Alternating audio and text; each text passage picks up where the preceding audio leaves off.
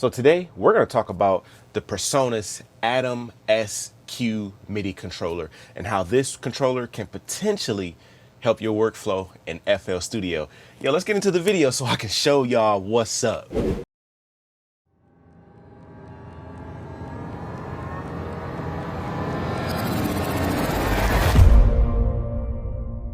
Yo, what's up everybody? Welcome back to another video, and it's me. They call me Heat. Now, if this is your first time watching the channel today, I'm a music producer of over 10 years. And on this channel here, I show producers how to make some of the best boom bap style beats. All right, so the PreSonus Atom SQ is pretty new. I think it was released early or late last year, maybe earlier this year. I don't remember, but it hasn't been out for at least a year yet, I don't think. So still a fairly new controller, which is great for me. I use FL Studio. You know, you watch a lot of my videos and you've seen, you know, from the other angle where I had my keyboard on my desk. So my keyboard was on my desk, sitting on Mo pads, basically, or Lex pads, and just kind of propping it up, you know, so that it's at a good level so that I could, you know, mess with it. I was looking and trying to just free up the desk space because I have a desk and I was always like, yo, I need a new desk. I don't have space. I don't have space because I had things taking up space on my desk. So I removed it, I put it over here. Now my keyboard is over here off to the side. So if I need to do any type of, you know, major chord playing, keyboard playing, anything like that, I can just roll over there and play my keyboard. Now I've upgraded to the PreSonus Atom SQ, and not necessarily upgraded. I just kind of changed the layout within my desk area here, but I still wanted to have a controller that I was able to use to be able to play out my drums, play out my samples, chop in Serato sample, things like that, still be able to browse in my browser without touching my mouse. That's what the PreSonus Atom SQ gives me. Now, of course, FL Studio has a controller. I know a lot of you are probably gonna be like, Heat, why didn't you go for the Akai Fire, which is the controller that actually is made for FL Studio? I'm gonna tell you why. Now, the Akai Fire is great. It's a great controller, but it only has pads. So it's just all pads. Of course, yeah, boom bap, you would think you only need pads, bro. Like, that's it, right? But I don't need 64 pads, right? I just need just enough pads to be able to play out my chops, chop something if I need to, and a good amount of chops or whatever, and then be able to have like maybe some knobs to, or buttons that are, you know, control some type of effects or something like that. So that's why I went with the Atom SQ over the Akai Fire. The other thing is Akai Fire is not velocity sensitive like they were promoting it to be. For a person like me, I do a lot of research. So I research stuff before I just go buy stuff. Now, the PreSonus Atom SQ features 32 pads. So it's 32 pads. There's 8 rotary, endless, like rotary knobs, so they're endless banks of buttons here, so A through H. I want to, if I'm in keyboard mode, these would act as my octave buttons, and then I have, you know, a sustain button as well here. So I have 3 octave downs, 3 octaves up, and then I have my, you know, middle right and the middle octave button as well. Has transport controls, so stop, play, record, a button for the metronome, which necessarily does not work for the metronome on here or the count in. It just acts as another record button. There's things in FL Studio that are wrong. I'm not gonna say wrong because every developer has their own way of applying things for controllers, which is great. So this controller works for me because, like I said, it has 32 pads. I can chop my samples right on this controller.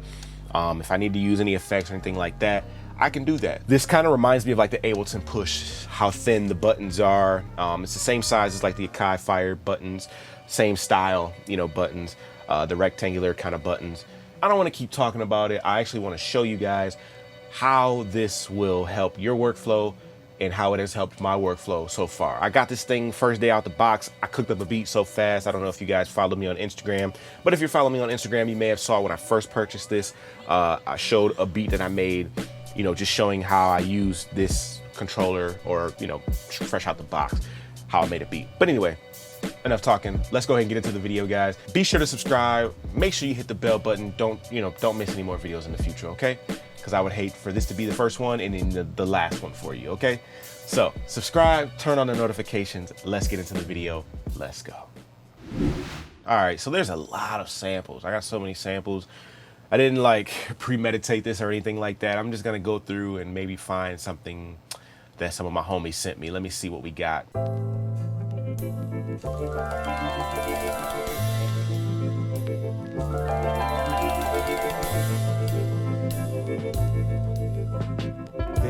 think we got one. So I'll just do Serato sample in. So I'm gonna throw this in and just mess around.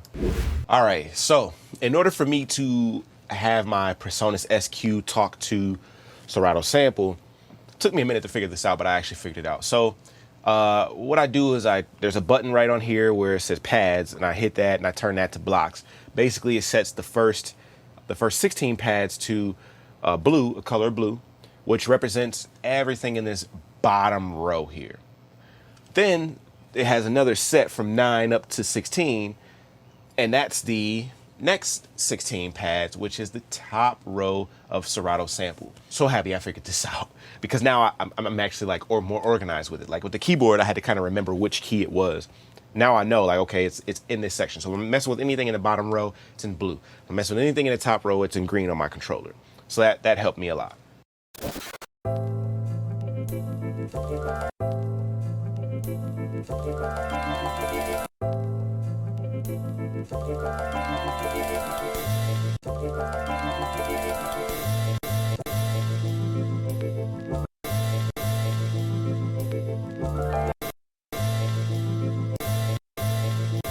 So easy to hit like a pad next to it because they're so close, so easy to hit another pad, but it's nothing to just delete it and get it out of there.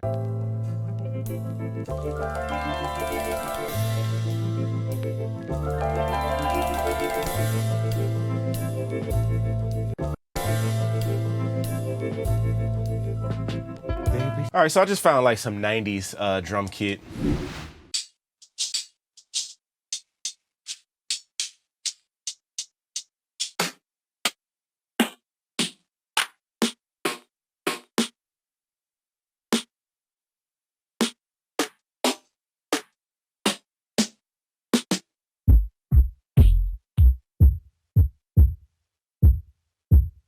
I have 2 kicks, a hi-hat, and a snare.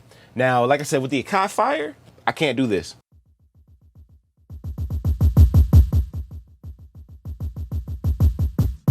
Right? I can't do it. So that's another thing. That's what I like about this, is I can't do that. But with the PreSonus SQ, right? I have the velocity sensitive pads, and I also have a 16 level mode. So I can do this thing like that, or I have 16 levels just as I have on my keyboard. So I didn't lose any functionality, and that's what I'm happy about. I'm so happy. Thank you, PreSonus, for that.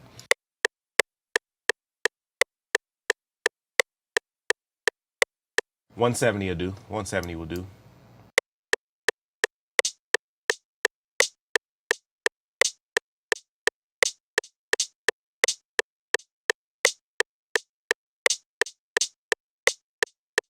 Simple pattern, simple pattern. I mean, I didn't go crazy. Let me see. I'm gonna drop the snare in.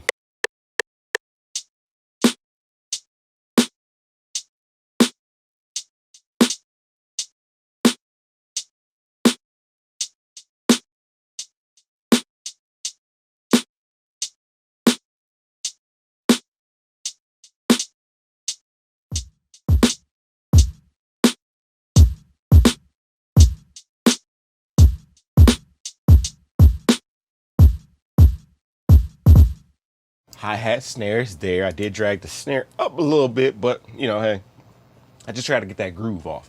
Now I'm gonna put the kick in, you know what I'm saying? So now we got that in there.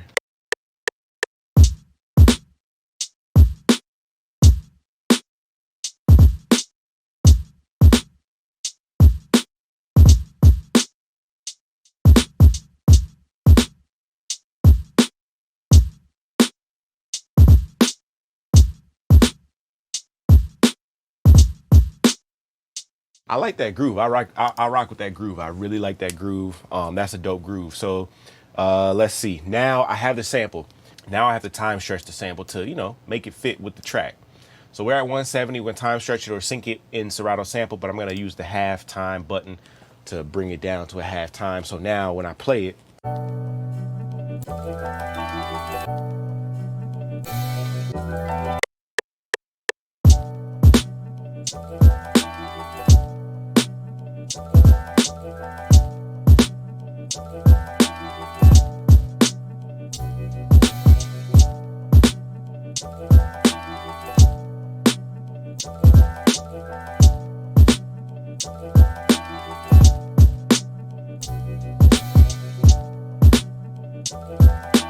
So nasty, so nasty. Okay. As you saw, I was able to create everything right from here. I don't have my keyboards over there, but I was able to create everything right from my controller here. Now what I'm gonna do is I'm actually going to go back and redo my hi-hats. Instead of my hi-hats being like that, I'm gonna set this into that like velocity, 16 velocity mode.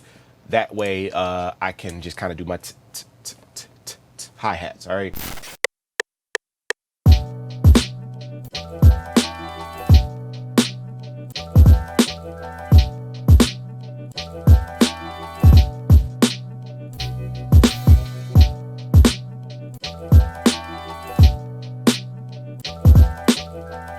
All right, so we got a dope beat, right? So now what about a bass line? Like what do I do for, you know, bass line? So I'm gonna go find something. I'm gonna go see what I have as far as, you know, laying the bass down.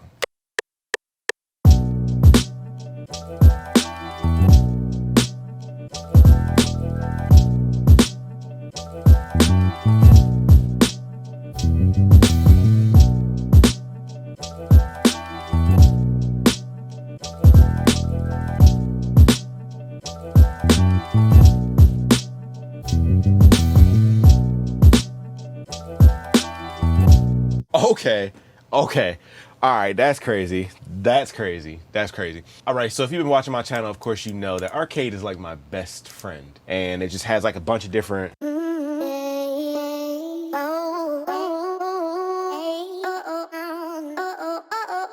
Like there's so many different ones that is really dope. So what I'm gonna do is I'm just gonna drop like little sprinkles of that in, you know what I'm saying? I'm not gonna go too crazy.